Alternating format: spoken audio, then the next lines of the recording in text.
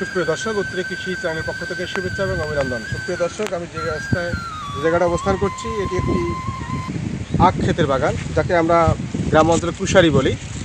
এই আখ ক্ষেতটা কিন্তু আসলে আপনারা দেখতে পাচ্ছেন কি সুন্দরভাবে সারিবদ্ধভাবে লাগিয়েছে, এবং দেখেন যে পানি জমেছে গলিতে, কিন্তু তারা পাটি করে কিন্তু আখের যে চারাটা সেটা লাগিয়েছে। আর এই জন্যই কিন্তু আখগুলো নষ্ট হয়নি এবং ভালো অবস্থানে আছে। যখন চারাটা লাগায় তখন কিন্তু এইভাবে পাটি করেছিল, তারপর আস্তে আস্তে আস্তে সার এবং পানি দিয়ে আস্তে আস্তে বড় করেছে। এখন কিন্তু বিক্রিযোগ্য হয়েছে। তারপরে দেখতে পাচ্ছেন যে এক একটি থোপে প্রায় বোধহয় 1 2 3 4 5 6টা করে ছড়ি রয়েছে।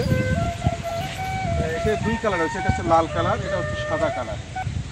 এটা কিন্তু বেশি না, এটা কিন্তু জ্বালানি। তো আপনারা দেখতে পাচ্ছেন যে কুশারিগুলো এখন বেশ মোটামুটি সবল হয়েছে, হয়তো আরও বড় হবে দেখা যাচ্ছে। সেটা হচ্ছে যে এই যে ক্ষেতটা, এটা মোটামুটি একটা লম্বা জমি। এই জমিতে সম্ভবত তারা যথেষ্ট লাভ করবে, কারণ আখ চাষ করতে গেলে কিন্তু কিছু নিয়ম আছে। এই নিয়মগুলো যারা মেনে চলে তাদের জন্য কিন্তু সবসময় একটা ভালো দিক অবস্থান করে। আর এই ভালো দিকটাই হচ্ছে যে আপনার এইভাবে পাড়ি করতে হবে। এই পাড়ি করাটাই হচ্ছে ভালো দিক। যখন খরা মৌসুম থাকে তখন এই গলি দিয়ে পানি দেয়, পানি দিলে পরে আখের যে রসের দরকার সেটা কিন্তু তখন পায়।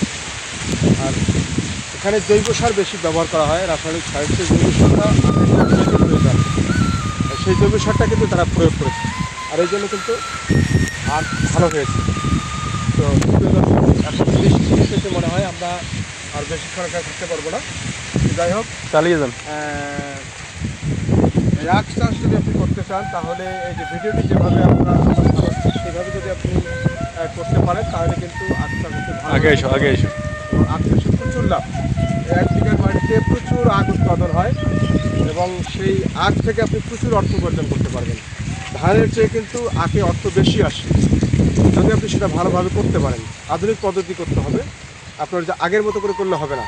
এখন এইভাবে আপনাকে সারিবদ্ধভাবে লাইন করে ঘেরে ঘেরে আপনাকে আখ চাষ করতে হবে, তাহলে কিন্তু আপনার জন্য মঙ্গল। সুপ্রিয় দর্শক, আগে এসো। আপনারা এতক্ষণে দেখতে পাচ্ছেন যে চতুর্দিকে কিন্তু আখ ক্ষেতটা এত সুন্দর হয়েছে যা কল্পনা করা যায়, সুন্দর লাগছে। আপনারা দেখতে পাচ্ছেন এটা কিন্তু নিচু জমি, কিন্তু তারপরেও আখ চাষ করেছে। একটাই কারণ, সেটা হচ্ছে যে এই গলি রেখেছে, মানে পানিটা যেন বেরিয়ে যায় সেই জন্য একটা ব্যবস্থা করে রেখেছে। এর জন্য কিন্তু আখ ভালো হয়ে গেছে। দর্শক, আপনারা এদিকে দেখতে পাচ্ছেন যে বাতাসে কিন্তু আখ এখন বেশ ঘুরতেছে। আপনারা দেখতে পাচ্ছেন, এটা সুন্দর লাগতেছে। আকাশে যে মেঘ লেগেছে, বৃষ্টি হচ্ছে, কিন্তু কিছু কিছু জায়গায় আবার এই যে বৃষ্টির কারণে আখ জমিতে পড়ে গেছে। একটাই কারণ, সেটা হচ্ছে যে জমি নরম হয়ে গেছে। আখের উচ্চতার কারণে কিন্তু আগা বেশি লম্বা হওয়ার কারণে ওয়েট বেশি হয়েছে, সেই কারণে কিন্তু পড়ে যাচ্ছে। তো এটাতে পড়ে যেন না যায় সেটা কিন্তু আপনাকে পানিটা আরও মোটা করে তৈরি করতে হবে। তাহলে মোটা করে তৈরি করলে পানিটা ভেঙে যাবে না, আর পড়ে যাবে।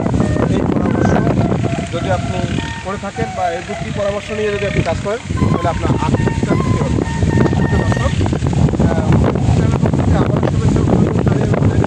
আপনারা ভালো থাকবেন, সুস্থ থাকবেন, এই প্রত্যাশা রাখি। ধন্যবাদ সবাই।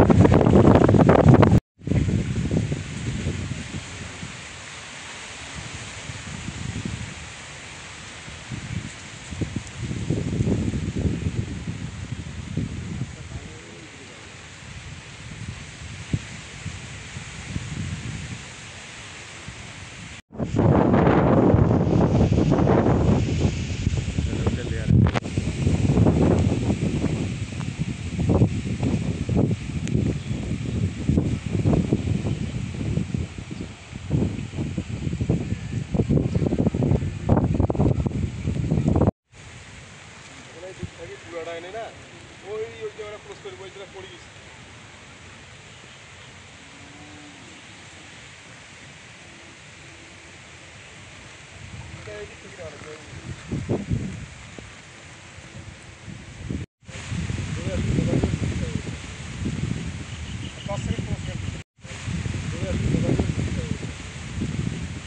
পাঁচ